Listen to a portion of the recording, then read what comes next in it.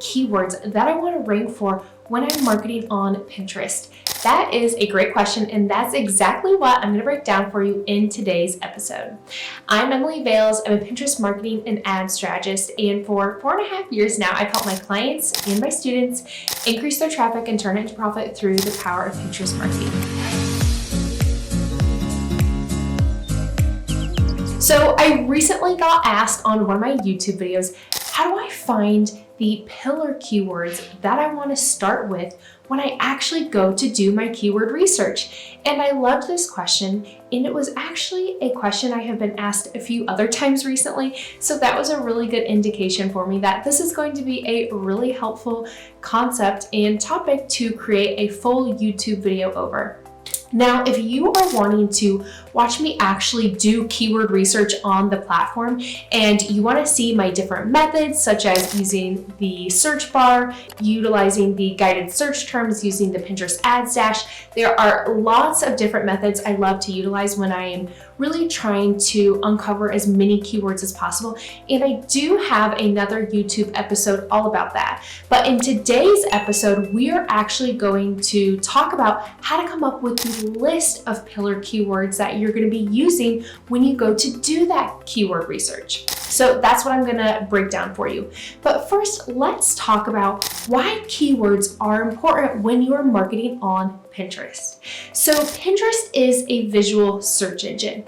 The keywords there being search engine. That means when the Pinterest user comes to the platform, typically the first action they are taking is they're going up to the search bar and they're typing in what they want ideas and inspiration for. So they have a problem and they're actively looking for a solution. So once they hit enter on that search bar, what they are then seeing come up are all these different pins. And from those pins, they get to decide what inspires them, what they want to learn more about, maybe what they want to save for later and come back to.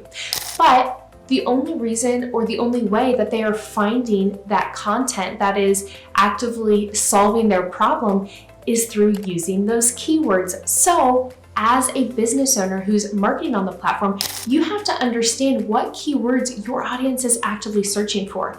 And despite maybe marketing on Instagram or YouTube or other platforms that actually do utilize keywords, the Pinterest user and their mindset is very different, because what really sets Pinterest apart and what makes it an amazing tool for business owners is the visual piece. There is truly no other platform quite like Pinterest. So that's why it's important to do unique keyword research for Pinterest, because although you might have a handle or an idea of what terms people are searching for on other platforms, it's just not going to really translate over onto Pinterest. And that's why you really need to do unique keyword research so that you have those keywords compiled, because then once you do your keyword research, you need to optimize your account and all of your content. And what that is going to help Pinterest do is index, or I like to think about it as putting your content into little file folders. And then when people are searching, Pinterest knows that, oh, this content is relevant to this search. So it really helps Pinterest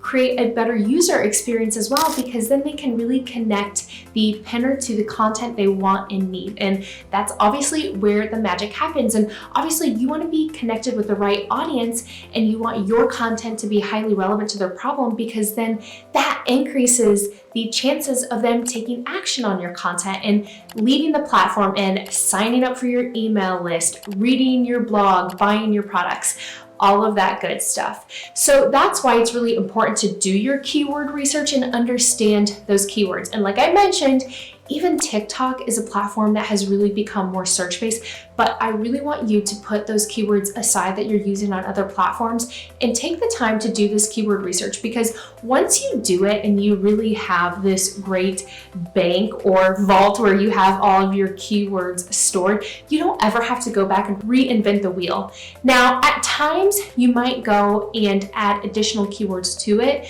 especially as you maybe expand the topics you cover within your business or niche. And it's always good to go back and add to those keywords over time. Though, like I said, you're never having to go back to square one. So I really love using Airtable to organize the keywords that I want to rank for within my niche. I do the same thing for my clients, and I actually have a workshop called the SEO Expert, and I actually share that Airtable asset. So if you would like to check out that workshop, that will be linked in this YouTube episode. So be sure to check that out. But let's get back to kind of taking it back a few steps and first talking about how are we going to find those pillar keywords. So let's first define what pillar keywords are. Pillar keywords are typically 1 to 2 words. Long tail keywords are usually 3 to 5 words. And those long tail keywords are building off of the pillar keywords. So if you typed into the search bar the pillar keywords dinner recipes, the long tail version or a long tail version of those pillar keywords could be healthy dinner recipes or the best dinner recipes. So you can see there how I'm just adding on a few words, and that does change what's going to surface in those searches. That's why it's nice to have all these different long tail keywords that you could potentially be using in your content. Now, one thing I want to mention that once you start doing this keyword research and you're uncovering all these keywords and you have all this information that you can be using in your content, you always want to make sure that the keywords you're using are highly relevant for your audience. You never want your Pinterest user to click through and feel like you have led them astray, or what you told them they were going to be receiving isn't really what they were receiving when they click through. That creates a really negative user experience. So it's always important to be really clear what people are going to get when they click through. And I won't get too much into tactics or strategy and things that you can test, but it's really fun that once you have all these keywords, you can take different angles and hooks with your pins and try to rank for different keywords. And it kind of becomes this fun game. If you can't tell, I kind of geek out over this stuff, and maybe you don't, but I think that you're going to learn to love it, especially as you learn with me. So now that you know what pillar keywords are and what long tail keywords are, let's talk about how to find the pillar keywords, because as I teach in the YouTube video I mentioned already about how to find keywords for your niche, you have to start with your pillar keywords. So in the video, I show examples of going up to the search bar, utilizing these pillar keywords. And so people are like, okay, that's great, but where do I get those pillar keywords? So that is what I'm going to show you. So the teacher and me could not help but pull out my whiteboard today. And I really like to lean into me being a former teacher and kind of breaking things down simply for you. So the way that you are going to start when you are thinking about your pillar keywords and trying to really get this starting place, I want you to first think about your niche. So what is your niche? My niche would be Pinterest marketing. I talk about all things Pinterest marketing. So you have to understand what your niche is. So you're going to start with your niche, and then from there you are going to think about your topics. So you have your niche, mine's Pinterest marketing, and then I'm going to think about all of the topics I consistently talk about. Now, I talk to my clients about this as well, because when I'm marketing for them on Pinterest, I have to have a good handle on what topics they talk about, because this is not only helpful with the keyword research, but those topics are going to be helpful when you start creating your boards. I also have a YouTube video all about how to create and title name your Pinterest boards. So definitely be sure to check out that other YouTube episode if you want to learn more about naming your boards. But essentially, your boards are going to serve as your content buckets. They are really the place where you are housing your core content. So when you're thinking about those topics, it's what you're talking about consistently. And you don't want to have Pinterest boards that you aren't creating content for consistently, because you really want your boards to stay active and be pinning to them consistently.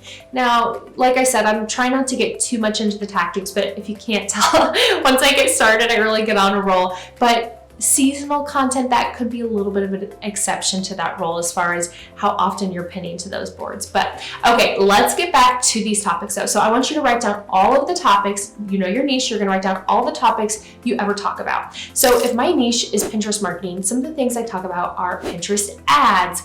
I talk about keywords or SEO on Pinterest. I talk about becoming a Pinterest manager. I talk about best practices on Pinterest. I talk about growing your Pinterest account account from zero. I talk about affiliate marketing on Pinterest. I talk about content marketing on Pinterest. So you can see here, I could keep going. There's a lot of topics that I talk about consistently. Those topics, what I'm going to do, I'm going to select one that I'm going to break down into subtopics. So to kind of go back a little bit, we have our niche. We are writing down all of the topics that we talk about consistently. Now I want you to break that down into subtopics. And those subtopics are going to be what essentially are your pillar keywords. And when you're thinking about, okay, what number should I aim to hit? Just write down as many as you can. And I think that once you start doing your keyword research, you're gonna start to expand and think of even more that you could utilize. And that's why I also recommend setting a timer, because it's one of those things where it's important to have a lot to work from, but we can kind of lose ourselves in this. And yes, it's very important, but I'm not recommending spending 8 hours one day doing keyword research. Maybe even just break it up into small chunks when you're getting started. To spend an hour to an hour and a half on doing keyword research, that's a pretty solid amount of time.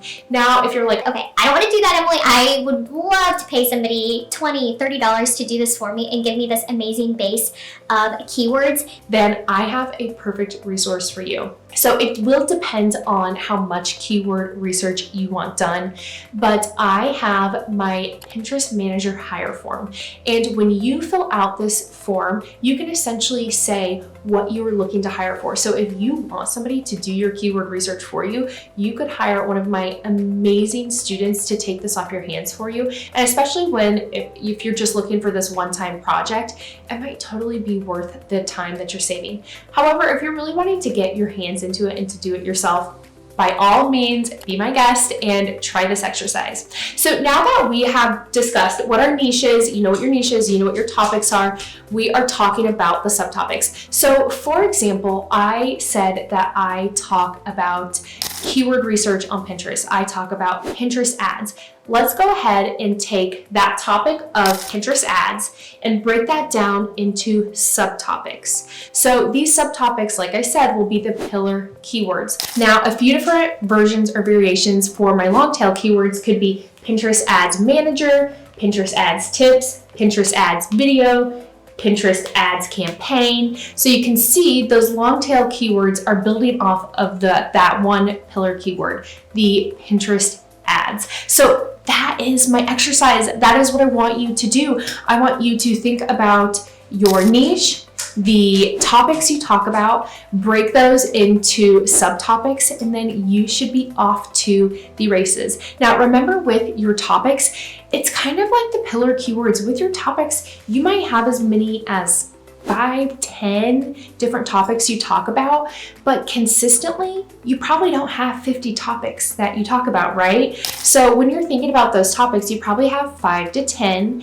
and then from those topics, your subtopics, which are the pillar keywords we're gonna use. Once again, I said, even if you could start with 5 to 10, now from those pillar keywords, you're gonna have a lot of long tail keywords. So I hope that this makes sense and makes you feel like you have a place to just get started with your keyword research. And this is really great because this is kind of the prequel to my other YouTube video about how to do keyword research. So in that other video, I kind of assumed that you already know what you were going to go to the search bar with, and those are those pillar keywords. So this is really helping you formulate your pillar keywords. And I'm so glad that this question was asked, because then it really allowed me to break down this topic and this idea in a different way that I actually haven't before. So I was so excited to create this episode, which is why I had to pull out my little whiteboard.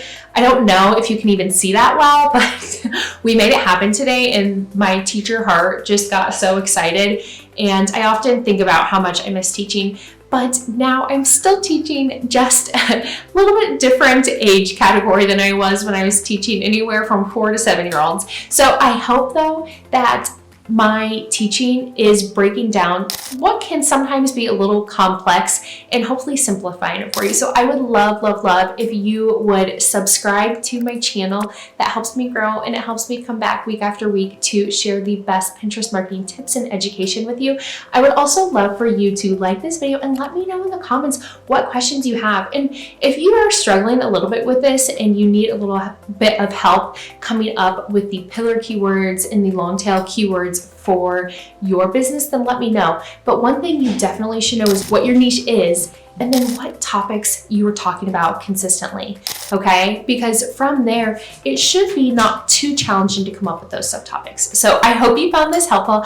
I can't wait to see you soon in next week's episode, and I hope you have a beautiful week. Bye for now, friends.